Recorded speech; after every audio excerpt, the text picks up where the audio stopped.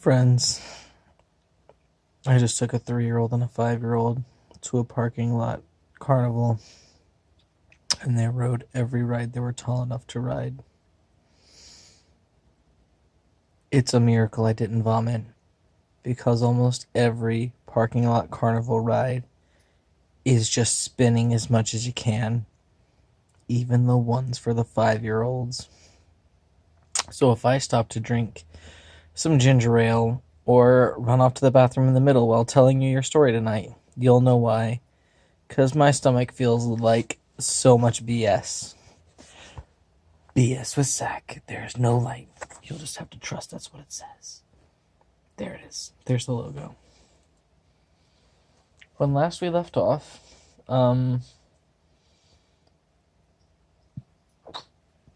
William had gotten into a bit of a fight with Wilfred. Apparently Wilfred was the chosen one. William isn't, so it was not looking good. But then William had a plan. Had an idea how to solve Olivander's inn getting attacked and his town getting overrun with kobolds, and the kobolds needing to retake their homeland all at the same time. So tonight we will learn what that cunning plan is, because if nothing else, we can trust William to have a plan. Chapter 21. All the Duke's Men. This plan is absolutely mad. You know that, right? Yes, Ollie, I know that. Good. That's how I know it will work. Olivander and William peered through the windows of the Laughing Raven at the armies that surrounded them. Easily 50,000, maybe more. They wore armor of polished bronze, shining like fire in the morning sun atop their blue and purple tunics. Most went about their business, making their way around camp, eating their breakfast, cleaning their gear, practicing. A few held stern vigil against the tavern, ready to make clarion calls should the Laughing Raven's patrons get any ideas of resistance. The armies of Pembroke built stocks within easy sight of the front door. A small, stout dwarf had been bound within, his shirt torn from his back. From time to time, when they knew someone from the tavern could see, a soldier would give the man a lash of the whip. Now was such a time. William closed the curtains, not wanting to watch. Olivander fumed and followed him away from the window. He pounded his fist on the table and cursed the Duke of Pembroke for his malice and pride. Cursed himself for sending the poor man out there. William rested his hand on the adventurer's shoulder. It's not your fault, Ollie. You had no way to know he wouldn't honor a banner of truce. I should have, he said, gripping the table hard enough for William to hear wood splintering between his fingers. I should have known that bastard Duke would be a dishonorable coward. It's all right. In a couple of hours this will all be over, once we get word.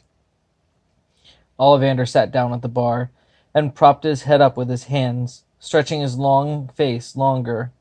A patron of the bar served him a pint of ale.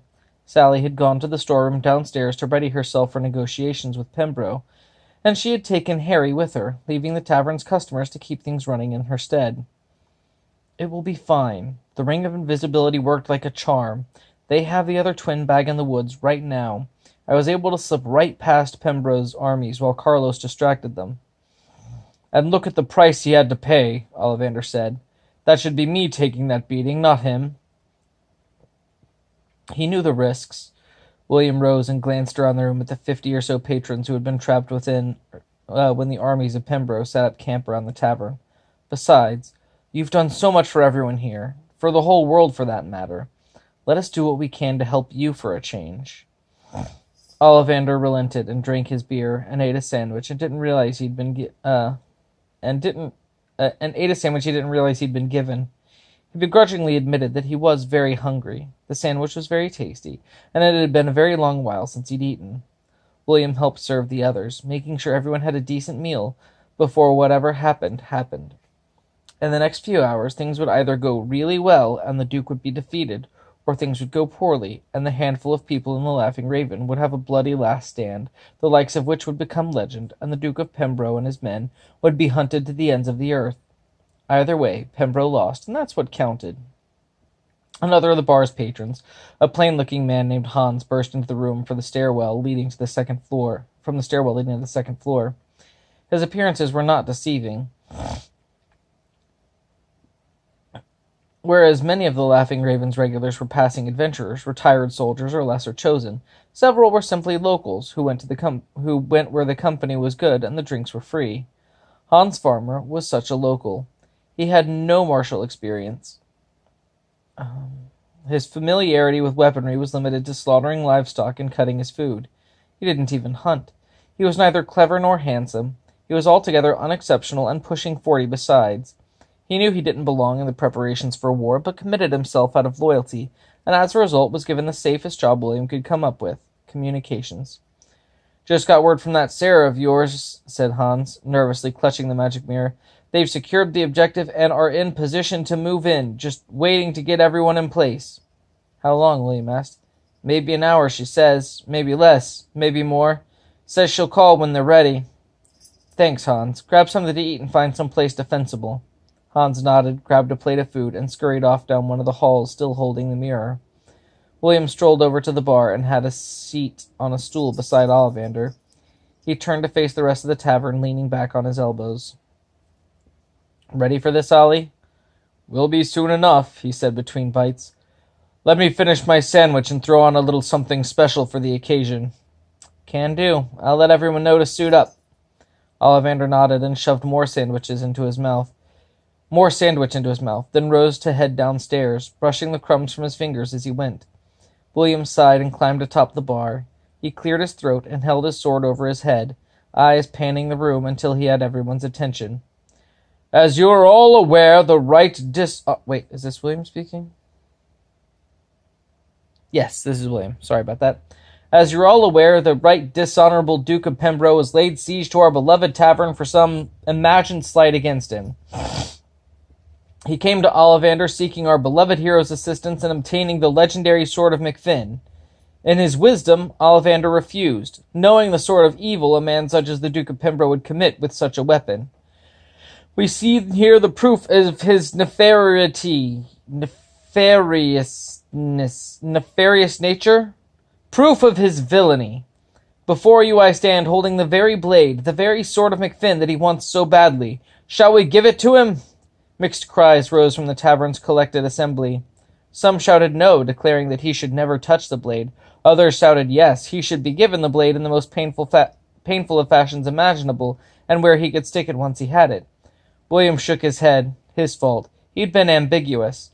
At least, where words disagreed, their tone all said, "Screw that bastard Duke." "Okay," he interjected, "yes, we do not want to give it to him, unless, we're letting him have it, but not literally more in a let-him-have-it stabby sense." William held up a hand to quiet the tavern and to buy time to figure out where his speech had derailed and how best to get it back on track. When all settled, he spoke again. "In a short period of time, Olivander and I will march to the field of battle to make an offer to the Duke of Pembroke. Leave or die. We have taken certain precautions to ensure he cooperates, but if not, we shall give him a fight he shall never forget for the very brief and painful remainder of his life. Olivander, myself, Sally, and Harry will handle the Duke. It is your responsibility to hold this tavern. No matter what happens out there, not a single man of Pembroke steps through this door. Today you become legends." The tavern erupted into cheers and war whoops as the rowdy crowd filed downstairs to the storeroom. William stepped behind the bar and readied the equipment he had set aside earlier. He slung the bottomless bag across his chest, his go-to magic item of choice, and hung a lantern inside, making his chest glow. He pulled on a set of impenetrable leather armor, which wasn't actually impenetrable, but was still really good for leather armor. He strapped bracers of vigor to his arms and greaves of speed to his legs.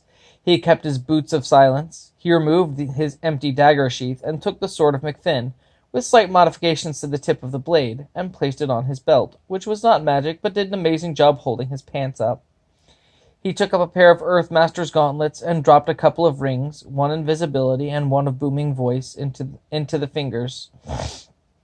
He then carefully positioned his hands inside the gloves so that the rings sat atop his fingers, but could easily be slipped on with little effort. He would have liked to have to have the bleeding, flaming sword effect, but contented himself with what he had. Looking at his reflection in the mirror behind the bar, William gave himself a nod of approval. He felt ready to pull off a con that would make Mifflin himself proud. The bar clamored as men and women armed each other and received instruction concerning not killing oneself with their magic weapons. After all preparations, most everyone sat in silence.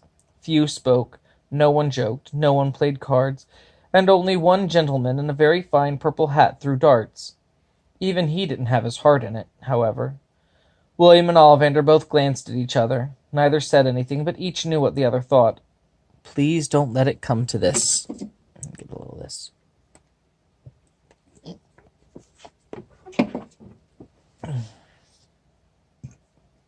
Winifred walked up to William and put her hand around his waist. She smelled lovely, like flowers and good fortune, and the very sight of her stirred feelings in William that made him rather uncomfortable. She was every bit as heavenly a creature as she'd been in days before the shrine. Eyes of greenest emerald peered down deep into his own, warming him from the center of his being. Her curled locks of red and brown framed the soft features of her perfect face, her chin that came to a slight point, her dimples, her gorgeous red Cupid's bow lips. Her smile still melted him, her curve still captured his eyes, pulling his gaze up and down her body. She wore little more than the day he met her, slips of tight leather and provocative metal clinging desperately to every subtle contour of her skin. The heaving of her breast as she breathed strained at the straps of her top. For a moment, William could think of nothing more than discovering what lay beneath so little clothing, though it shamed him to admit it. Even the bandage on her wounded abdomen only emphasized the sensual hourglass shape of her hips, waist, and chest. Though he had no urge to see what lay beneath it, William had to keep his eyes on her face and not her immaculate assets. "How's my hero doing?" she asked. William quivered at the sound of her words. He's doing. Hero, huh? You saved my life back there. That makes you a hero in my book," she beamed at him, and it felt like sunshine. "Well, thanks. I'm glad to see you up and about." William struggled not to stumble over his words, to keep his sentences coherent. "I really wanted to make it up to you, before you have to go out there." She leaned in closer. William could feel the warmth coming off her skin, seeping into his shoulders and back where she touched him. Okay, sure?" His hands fumbled awkwardly where he used to have pockets. Why didn't armor have pockets? People needed to carry little things into battle, too. When he could find no casual place to keep his jittery hands, he decided instead to use them to prop himself up at the bar. It both gave him something to do with his hands and prevented him from swooning. "I was thinking," she leaned into William and whispered something in his ear. It wasn't a long message, but it made the boy blush a dozen shades of red.